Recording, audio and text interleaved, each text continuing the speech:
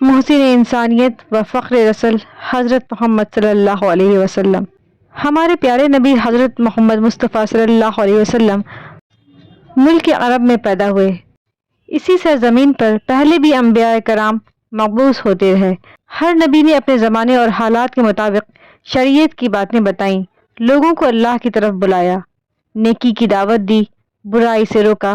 آخر میں ہمارے پیارے نبی حضرت محمد مصطفیٰ صلی اللہ علیہ وسلم مبعوث ہوئے۔ آپ نے بھی وہی تعلیم دی جو سابقہ نبیوں نے دی۔ ہمارے پیارے نبی حضرت محمد مصطفیٰ صلی اللہ علیہ وسلم 12 ربیع الاول بروز پیر صبح صادق کے وقت مکہ معظمہ میں پیدا ہوئے۔ بچہ کا نام محمد رکھا گیا۔ ایسا نام عرب میں کسی نے نہیں رکھا۔ آپ صلی اللہ علیہ وسلم جس زمانے میں پیدا ہوئے اسے عام الفیل کہا جاتا ہے۔ فیل کے معنی ہاتھی کے ہیں۔ یمن کا بادشاہ ابرہہ کعبہ پر حملہ کرنے کے غرض سے آیا تھا۔ فوج کے سپاہی ساتھیوں پر سوار تھے۔ ابرہہ کا مقابلہ کسی نے نہیں کیا۔ خدا کا کرشمہ دیکھیے کہ اللہ نے ابرہہ کو پسپا کر دیا۔ اس کے بہت سے سپاہی ہلاک ہو گئے۔ عرب میں دستور تھا کہ بچہ پیدا ہوتے ہی دایا کے حوالے کر دیا جاتا تھا اور وہ اپنے گاؤں لے جا کر اپنی نگرانی میں پرورش کرتی۔ بچہ کھلی ہوا میں پرورش پاتا، تندرست و توانا رہتا، صاف ستھری زبان سیکھتا، فصاحت و بلاغت ہوتی۔ چنانچہ اسی روایتی دستور کے مطابق آپ صلی اللہ علیہ وسلم کو حلیمہ سعدیہ کے حوالے کیا گیا۔ جب آپ صلی اللہ علیہ وسلم کی عمر 6 سال کی ہوئی تو حلیمہ سعدیہ آپ صلی اللہ علیہ وسلم کو حضرت آمنہ رضی اللہ عنہا کے پاس لے آئی۔ کچھ عرصہ بعد حضرت آمنہ کا انتقال ہو گیا۔ ماں کی شفقت سے محروم ہونے کے بعد آپ صلی اللہ علیہ وسلم کے دادا عبد المطلب نے پرورش کرنے کی ذمہ داری سنبھال لی۔ عبد المطلب آپ صلی اللہ علیہ وسلم کو پیار و محبت کے ساتھ پرورش کرتے رہے۔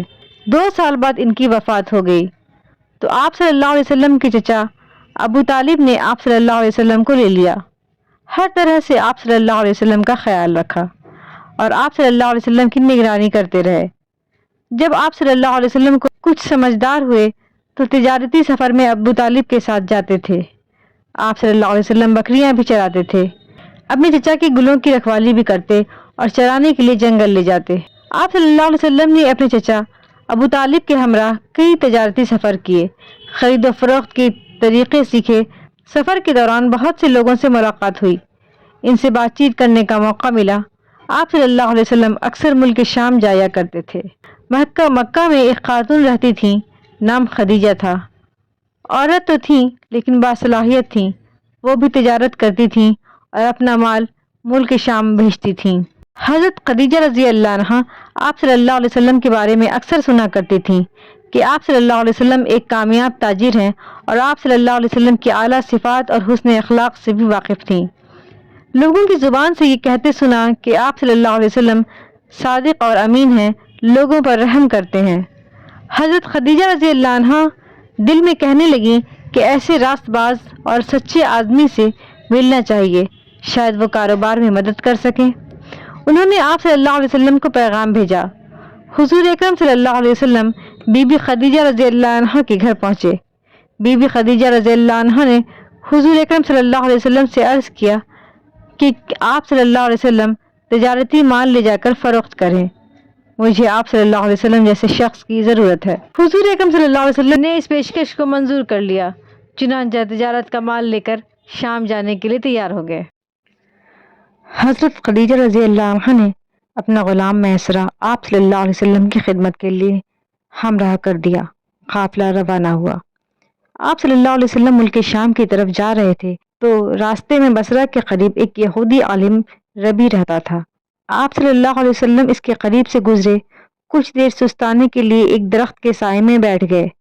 ربی نے آپ صلی اللہ علیہ وسلم کو خوب غور سے دیکھنا شروع کیا اور میسرہ کو اشارے سے اپنے پاس بلا کر پوچھا کہ یہ تمہارے ساتھ کون ہے؟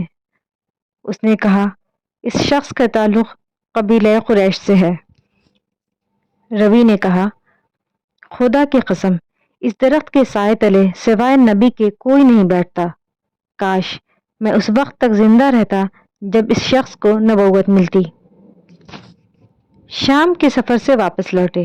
مال فروخت کرنے کے بعد جو رقم حاصل کی آپ صلی اللہ علیہ وسلم نے حضرت خدیجہ رضی اللہ عنہا کے حوالے کی۔ حضرت خدیجہ رضی اللہ عنہ نے میسرہ سے سفر میں پیش آنے والے حالات دریافت کیے اور آپ صلی اللہ علیہ وسلم کے بارے میں پوچھا۔ میسرہ نے سفر کے دوران پیش آنے والے واقعات اور آپ صلی اللہ علیہ وسلم کے صالح کردار کے بارے میں کچھ تفصیل سے بتا دیا۔ میسرہ نے جو باتیں بتائیں اس سے آپ رضی اللہ عنہ بہت متاثر ہوئیں اور حضور اکرم صلی اللہ علیہ وسلم کی زوجیت میں آنے کے لیے آپ صلی اللہ علیہ وسلم سے نکاح کی درخواست کی۔ حضرت صلی اللہ علیہ وسلم نے پیشکش منظور کر لی۔ آپ صلی اللہ علیہ وسلم کی عمر 25 سال تھی اور حضرت خدیجہ رضی اللہ عنہ کی عمر 40 سال تھی۔ 14 سال کا فرق تھا۔ نکاح ہو گیا۔ تقریب میں حضرت حمزہ رضی اللہ عنہ، ابو طالب، حضرت ابو بکر صدیق رضی اللہ عنہ اور برادران قریش شریک ہوئے۔ حضور اکرم صلی اللہ علیہ وسلم نے مہر میں 20 اونٹ دیے۔ شادی کے بعد حضور اکرم صلی اللہ علیہ وسلم کی حالت بہتر ہو گئی۔ آپ صلی اللہ علیہ وسلم غریبوں کا خیال رکھتے تھے، بے کسوں کی مدد فرماتے تھے، مصیبت زدہ لوگوں کے کام آتے تھے۔ قریش آپ صلی اللہ علیہ وسلم کی سچائی اور حسن اخلاق کے قائل ہو گئے۔ ہر شخص آپ صلی اللہ علیہ وسلم کی تعریف کرتا تھا۔ یوں تو سارے عرب میں گمراہی پھیلی ہوئی تھی۔ ہر طرف بدنظمی اور انتشار کا ماحول پایا جاتا تھا۔ کمزوروں کا جینا دوبھر ہو چکا تھا اور انصاف نام کی کوئی چیز نہیں تھی۔ مکہ کی حدود میں بھی کچھ اس قسم کی حالت پائی جاتی تھی۔ باہر سے کوئی تاجر مال لے کر آتا تو لوٹ لیا جاتا یا مال خرید کر رقم نہیں دیتا، کوئی کسی کا حق دبا بیٹھتا۔ سرکار دو عالم صلی اللہ علیہ وسلم کو ان خرابیوں کے باعث بہت دکھ پہنچتا تھا۔ مکہ کے سنجیدہ اور انصاف پسند لوگوں نے حلف الفضول کے نام سے ایک انجمن کی بنیاد رکھی، جس کا مقصد یہ تھا کہ ہر اس مظلوم کی حمایت کی جائے جو شہر مکہ کے حدود میں پایا جائے، خواہ وہ وہیں کا باشندہ ہو یا اجنبی۔ رسول اکرم صلی اللہ علیہ وسلم نے اس عمل کو بہت پسند فرمایا۔ Thanks for watching. Don't forget to like, comment, share and subscribe to